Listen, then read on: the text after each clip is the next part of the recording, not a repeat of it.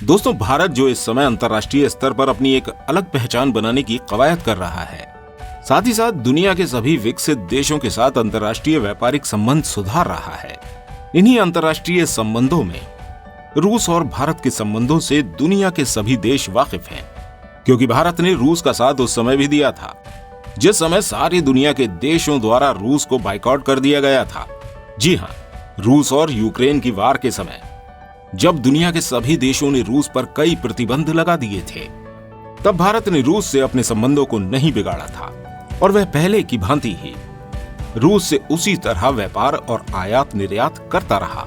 इसी आयात निर्यात के फलस्वरूप रूस ने सऊदी अरब और इराक जैसे देशों को पीछे छोड़ते हुए भारत को सस्ते दामों पर कच्चा तेल देना जारी रखा। अगर बात करें भारत के व्यापारिक संबंधों में कच्चे तेल की, तो मई माह की शुरुआत में भारत द्वारा रूस से रोजाना 20 लाख बैरल कच्चा तेल खरीदा गया। हालांकि भारत में इतने तेल की रोजाना खपत नहीं होती है। ये आंकड़ा हमारे यहाँ रोजाना खपत होने वाले तेल का 42% अधिक था। फिर भी भारत द्वारा रूस से कच्चे तेल की इतनी खपत अपने यहाँ करने की वजह से अमेरिका और यूरोप जैसे देश भारत से काफी नाराज भी हो गए थे और उन्होंने भारत पर रूस से आयात करने के लिए कई तरह से रोक लगानी चाहिए और भारत को डराया भी था। मगर भारत ने अन्य देशों की परवाह न करते हुए रूस से तेल का ये आयात जारी रखा।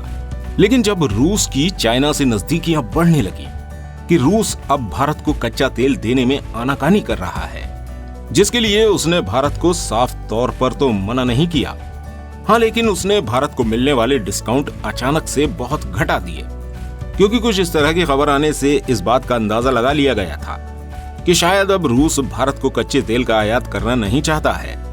द इकोनॉमिकल टाइम और द इंडियन एक्सप्रेस न्यूज़पेपर में छपी एक न्यूज कुछ समय पहले ही आई थी कि रशिया ने भारत से इस बात पर सहमति देने को कहा था कि वह तेल के बदले किए जाने वाला पेमेंट युआन यानी कि चाइनीज करेंसी में करे, जिस पर भारत की विनम्र प्रतिक्रिया हुई थी कि वह रूस को पेमेंट युआन में न करके यूएई करेंसी दिरहम में पेमेंट कर सकता है, जिसके लिए रूस तैयार नहीं हुआ था।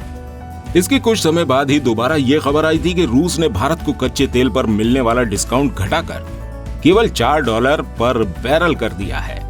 यहाँ आपको हम बता दें कि पहले ये डिस्काउंट $25 पर बैरल था, जिसे रूस द्वारा एक ही बार में घटाकर $4 कर दिया गया था।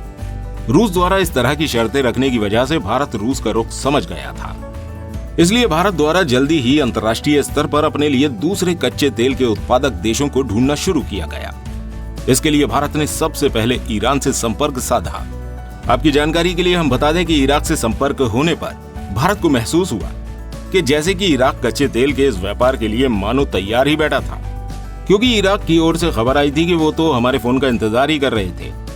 इसके साथ साथ इराक द्वारा भारत को इस कच्चे तेल व्यापार करने के लिए कई फैसिलिटीज भी ऑफर की गई थी, जैसे कि कच्चे तेल के बदले होने वाला पेमेंट भारत अपनी मर्जी से रुपया यानी कि डोमेस्टिक करेंसी में भी कर सकता है। दूसरी सहूलियत जो इराक द्वारा दी गई थी वो ये थी कि इंक्रीज द क्रेडिट लाइन, मतलब पेमेंट भारत रूस को 40 दिन में करता था, वो इराक को 90 दिन के अंतराल पर दे सकता है।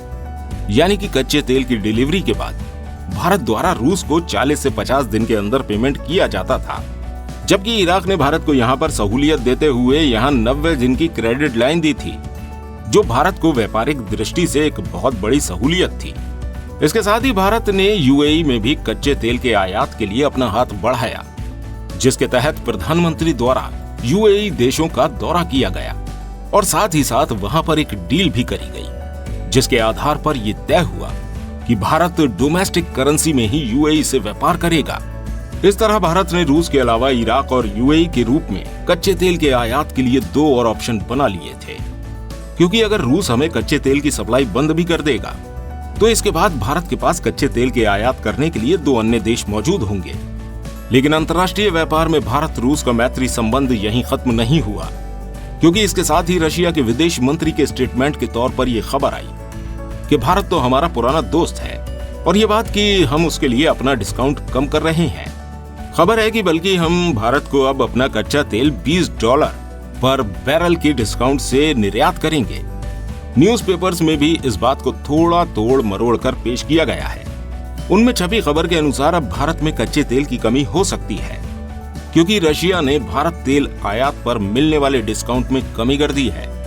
अब इन पेपर की माने तो ये डिस्काउंट अब 25% पर बैरल के बजाय 20% पर बैरल के हिसाब से दिया जाएगा।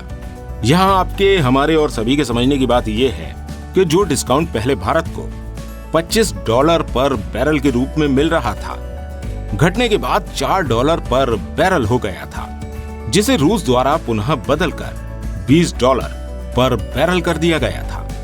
इस तरह उनके द्वारा हमारा डिस्काउंट दोबारा से 5 गुना बढ़ा दिया गया था, क्योंकि रशिया ये बात जानता है कि भारत बहुत लंबे समय से ही अंतर्राष्ट्रीय बाजार में कच्चे तेल का एक बड़ा खरीदार रहा है।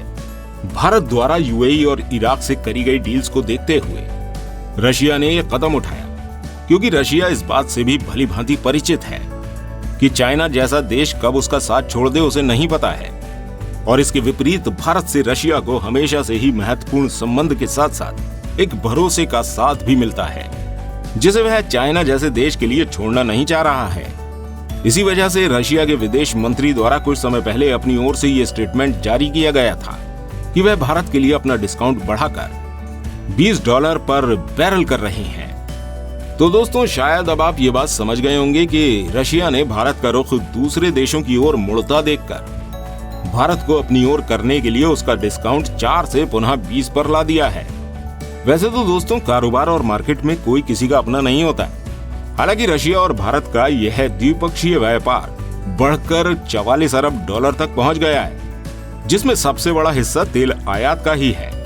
और अगर ये व्यापारिक संबंध यहाँ खत्म होते हैं तो इसमें सबसे बड़ा नुकसान रशिया का ही होता है। इसलिए जनाब, ये विदेशी लोग हैं, बिना मुनाफे ये किसी से हाथ नहीं मिलाते हैं। लेकिन जैसे कि जयशंकर साहब ने कहा है कि हम वो करेंगे जो भारत के लिए ठीक होगा। यहाँ से बात बिल्कुल सही है। जो भारत के लिए बेहतर है वह भारत की सरकार भारत के लिए कर रही है, वही जो रशिया के लिए बेहतर है वो वहां की सरकार रशिया के लिए कर रही है। उम्मीद करते हैं दोस्तों आपको हमारी ये कैलकुलेशन समझ में आ गई होगी, जिसके तहत अब आप समझ गए होंगे कि जुलाई महीने में रशिया द्वारा भारत का कच्चे तेल पर डिस्काउंट 5 गुना बढ़ाकर $20 पर बैरल कर दिया गया है, जो पहले $4 पर बैरल था। दोस्तों, इस वीडियो के जरिए से हम आपको यही इंफॉर्मेशन देना चाह रहे थे कि रूस ने दोबारा से अपने परसेंटेज बढ़ाते हुए भारत की ओर रुख कर लिया है और वह भारत से पहले की तरह व्यापारिक संबंध रखना चाहता है, जिसके लिए वह चाइना का साथ छोड़ने के लिए भी तैयार है। उम्मीद करते हैं दोस्तों आपको ये वीडियो पसंद आई होगी। मिलते हैं आपसे एक और वीडियो के साथ, तब तक के लिए गुड बाय।